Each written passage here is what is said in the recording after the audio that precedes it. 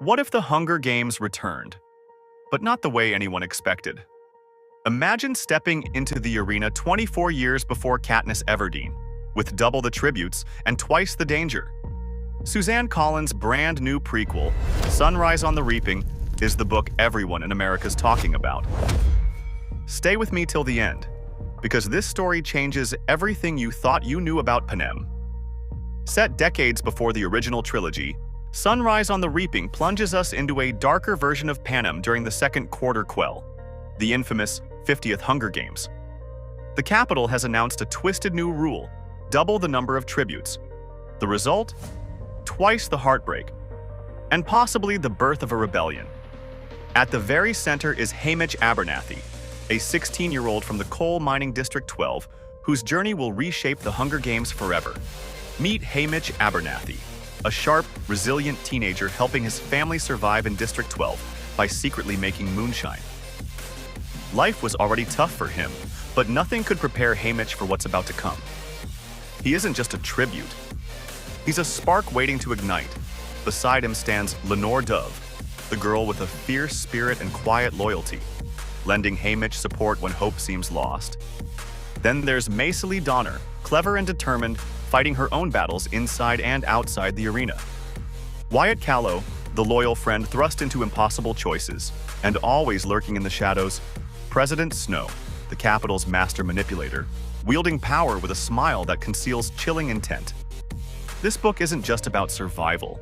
It's about propaganda's grip on society, the cost of defiance, and how even the smallest acts of rebellion can send shockwaves through history. The Reaping and Parade. The day of the second quarter. Quell dawns in chaos.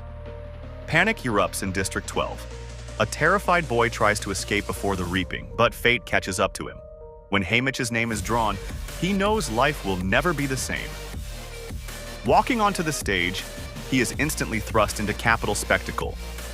The parade through Panem's heart turns disastrous, but Haymitch's quick-witted defiance makes him both a target and an unexpected favorite. He stands his ground during interviews, hinting at rebellion in front of the whole nation. President Snow is watching, closer than ever. Inside the Capitol's lavish training center, Haymitch forges fragile alliances. Maisily and Wyatt join him, their fates intertwined by the Capitol's cruel design. In secret, Tribute BT starts plotting sabotage, hoping that bending the odds may mean breaking the system. Haymitch turns his rascal charm into a weapon during the televised interviews, winning sponsors and quietly mocking Capitol excess. Meanwhile, Lenore's hidden gestures give him strength. There is laughter, tears, and whispered promises of hope, all under the Capitol's watchful eye. When the games begin, horror unfolds fast. Haymitch's crew tries a daring attack on the arena's force fields, but betrayal cuts their plans short. Maisily finds herself at the cliff's edge, and her heartbreaking decision ripples through the arena. In a brutal final showdown, tributes fall, friends and enemies alike. Haymitch's explosive trap nearly kills him, but instead, it exposes the Capitol's cruelty for millions to see. Silka, desperate and broken, chooses her own fate. With a masterstroke, Haymitch turns the Capitol's rules against them, surviving, but at a terrible personal cost. Who could forget the nerve-shredding moment Haymitch openly defies President Snow? Or the tragic scene with poisoned gumdrops that silences a friend forever? These moments do more than thrill.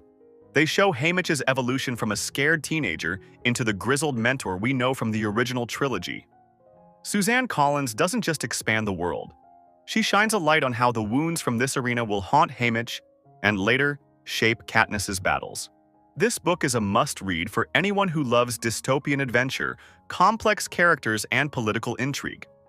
If you care about stories that tackle hard questions about power, sacrifice, and the cost of hope, then Sunrise on the Reaping needs to be next on your reading list.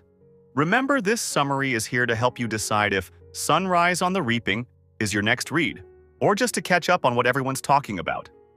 If you want the full experience, you can order the book using the link in the description below.